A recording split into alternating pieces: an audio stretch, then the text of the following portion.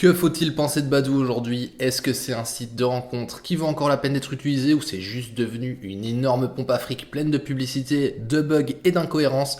Dans cette vidéo, je réponds à ces questions et je vous donne mon avis personnel sur Badoo en 5 minutes top chrono. Mais avant de vous donner mon avis, je vous rappelle que sur mon site Séducteur Moderne, je compare des dizaines de sites de rencontres différents et j'ai même conçu un comparatif interactif qui permet de trouver le site qui correspond à votre profil et votre recherche en répondant à seulement quelques questions.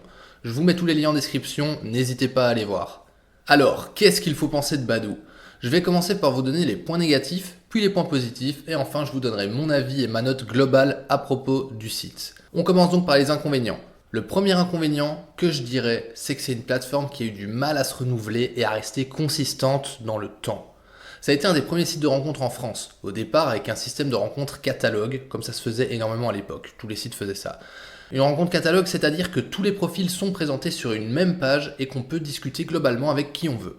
Avec le temps, ils se sont de plus en plus penchés sur un système de matching, comme l'avait popularisé Tinder des années après, mais sans vraiment jamais y arriver. Finalement, après beaucoup de fonctionnements différents, ils sont arrivés aujourd'hui sur un système un peu hybride mais qui fonctionne pas très bien. Ils ont intégré le swipe qu'ils mettent énormément en avant, tout en permettant toujours de filtrer tous les profils en mode catalogue. Par contre, les hommes peuvent quasi plus engager la conversation sans devoir payer des crédits, mais ça je vais vous expliquer un petit peu plus tard. Ce qui m'amène à mon deuxième inconvénient, le prix. Comme je viens de le dire, Badoo a eu tendance à se perdre beaucoup en chemin et à faire des allers-retours entre plein de fonctionnements différents.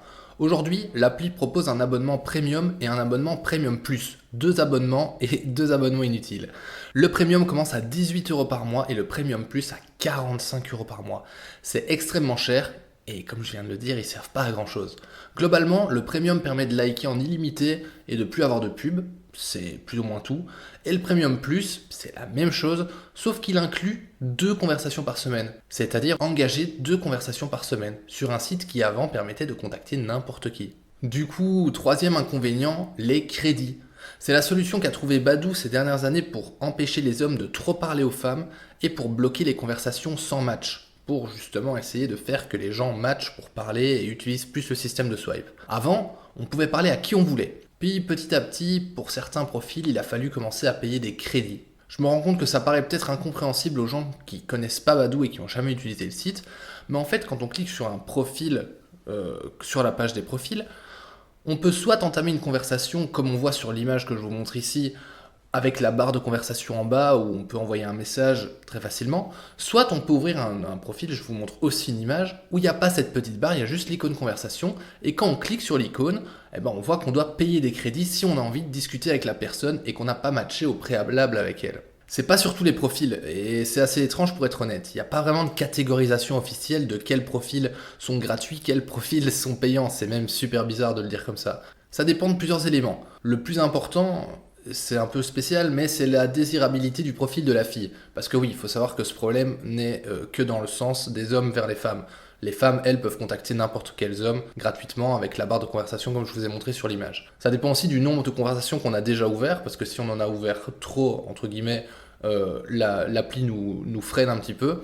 Et ça dépend aussi, je pense, de notre score de désirabilité à nous. Même si j'ai fait énormément de tests, et que ce soit avec des nouveaux profils, des profils plus anciens, des profils qui ont du succès, il y a ce frein, ce blocage qui nous empêche de parler gratuitement. Pour vous dire, quand le système a commencé, il y avait peut-être un tiers des profils auxquels on ne pouvait pas parler directement. Aujourd'hui, c'est devenu un calvaire et ça dépend des endroits, etc. Mais c'est 1 sur 20 à qui on peut parler et c'est horrible. Et du coup, si on veut parler à quelqu'un, il faut passer par l'achat de crédit. C'est même pas dans les abonnements, donc c'est ça que je disais.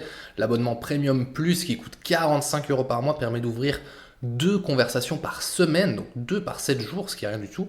Donc autant dire que Badoo pousse à mort l'achat de crédit. Et l'achat de crédit, regardez, en gros il y a plusieurs packs. Si on prend le plus gros pack qui est le plus économique, ça revient à 4,16€ pour parler à quelqu'un. Faites le calcul. 4,16€ pour parler à quelqu'un et ouvrir une conversation. C'est énorme. Quatrième inconvénient, les pubs et les bugs. L'appli est pleine de pubs, vous allez me dire c'est sur toutes les applis, mais là c'est vraiment embêtant. Quand on like dans la zone de like, on a des publicités qui nous interrompent quasi entre tous les swipes, et il y a aussi pas mal de bugs sur l'appli. Par exemple, un petit exemple que j'ai, c'est par rapport au nombre de likes qui nous restent. Parfois on est en train de swiper et au-dessus il est écrit « Ah super, encore 40 likes, vas-y ». Et puis on like 2 personnes et puis il n'y en a plus. Enfin, c'est un peu bizarre, mais bon, du grand Badoo. Dernier inconvénient, c'est très subjectif et je vais pas m'étendre dessus, mais la qualité des profils. Ça aussi, c'est quelque chose d'historique, mais sur Badoo, c'est pas forcément là qu'on rencontre des gens très qualitatifs. Je sais pas comment le dire d'autre, mais bref. Je passe aux avantages. Le premier avantage de Badoo, et son plus gros, c'est clairement sa notoriété. C'est un site mondialement connu, il y a des centaines de milliers d'inscrits et c'est un paramètre primordial pour un site de rencontre. En deuxième, c'est un peu lié, je dirais le mode international. En gros, Badoo, c'est vraiment utilisé partout sur Terre. C'est-à-dire que où qu'on aille, il y a toujours des profils inscrits.